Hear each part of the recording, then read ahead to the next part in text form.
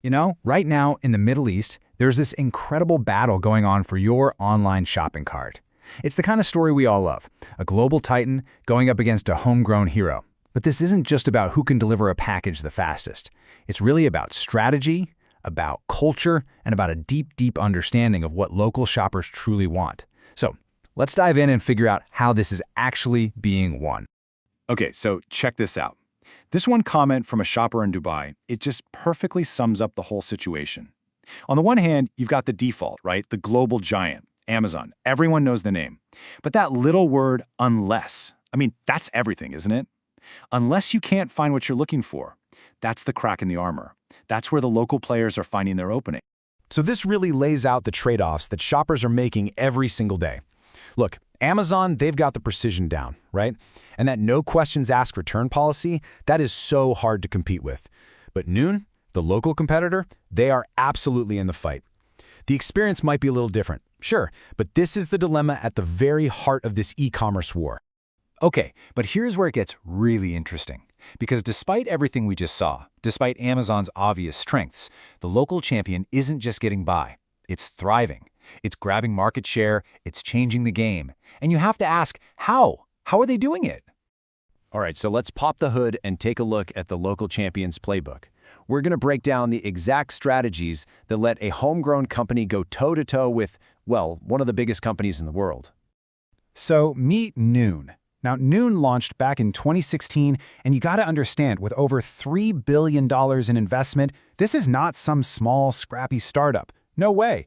This is a serious, well-funded powerhouse with deep regional roots. They are positioning themselves as the digital champion for the entire Middle East. When you really boil it down, Noon's whole strategy rests on three powerful pillars. First up, speed. They are absolutely obsessed with it. Second, hyper-local logistics. We're talking about getting closer to you, the customer, than anyone else thought possible.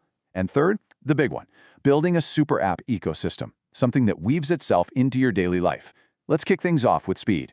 And look, we're not talking about same-day delivery here. We're not even talking about one-hour delivery. Through services like Noon Minutes, they are promising to get you your stuff in as little as 15 minutes. Think about that.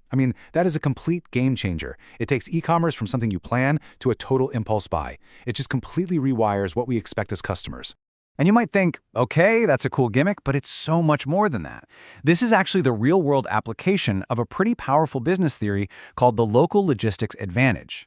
The idea is actually really simple. A local company that knows its own city inside and out, the traffic, the back streets, how people shop, can build a logistics network that a global giant working from a standardized one-size-fits-all playbook just can't replicate.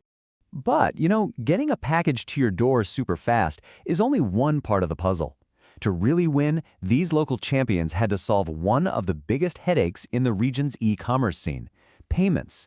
And that's where their secret weapon comes into play, the FinTech revolution. Okay, so what we're talking about here is something called embedded fintech. And to put it simply, it's just the idea of baking financial services, like payments or even loans, directly into the apps you're already using every day. So instead of kicking you out to a separate banking website to pay, the app itself becomes the bank. It handles everything seamlessly, right there. It's a huge deal for creating a smooth, trustworthy experience. And this chart? Wow. It just shows you the mind-boggling scale of this opportunity. The market for this stuff in the Gulf region is set to just explode, growing from about $250 million in 2022 to a projected $2 billion by 2030. That is a gigantic wave of money and innovation, and you better believe the e-commerce platforms are right there, riding the crest. So what's driving all this growth? Well, it really comes down to three key things. First, us. We, the customers, now expect everything to be instant, on demand, we want it now. Second, the tech has gotten so good that basically any company can now offer financial services. It's called banking as a service. And third, the governments in the region are actually pushing for this. They're creating new rules and policies like open banking to fuel this innovation. Okay, so why is this so critical for e-commerce? Well, for years and years, the region ran on cash on delivery, or COD. And let's be honest, that whole system was basically built on a lack of trust in online payments. Embedded fintech is the thing that finally builds that trust. It creates these smooth, secure payment experiences that make people feel safe. And that is absolutely essential if you want to grow a digital economy. All right, so we've got super fast logistics and we've got slick fintech. But the deepest, most powerful advantage a local company has, it might not be about tech at all. It's about culture. Let's talk about how designing for culture can create an almost unbreakable bond with your customers. And this quote right here, it just nails it. Great design in Arabic isn't just about swapping out English words. That's the easy part. It's about fundamentally understanding how people in that culture think, how they read, and how they interact with a screen. It's about making your app feel, well, like it belongs there.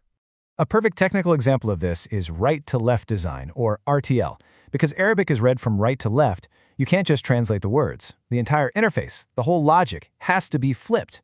We're talking menus on the right, progress bars that fill up from the right, even the direction of little icons has to change. It's a deep, structural shift, but it's what makes the experience feel completely natural and intuitive. And this deep cultural understanding goes all the way down to the smallest details, like the colors you choose.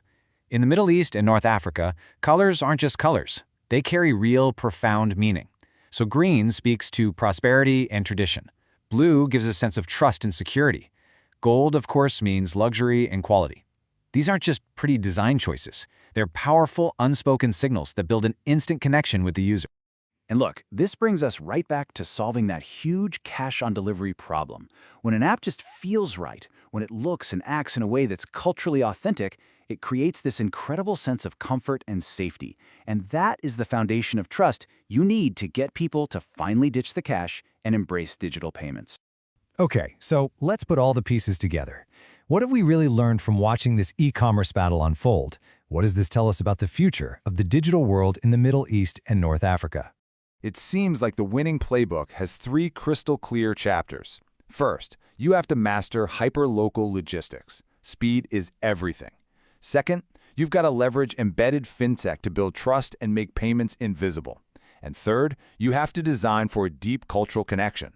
Authenticity is what wins true loyalty. And that right there is the new reality. These local champions, they've got serious money, they have incredible local knowledge, and they speak the cultural language fluently. They are not the underdogs anymore. They are serious, powerful competitors who are using their unique advantages to take on the global titans and win, right on their own home turf. And all of this leaves us with one last really fascinating question to think about. As these local champions get better and better at this playbook, the logistics, the fintech, the cultural design, are we actually witnessing the birth of the next global tech giant, one that doesn't come out of Silicon Valley, but emerges right from the heart of the Middle East?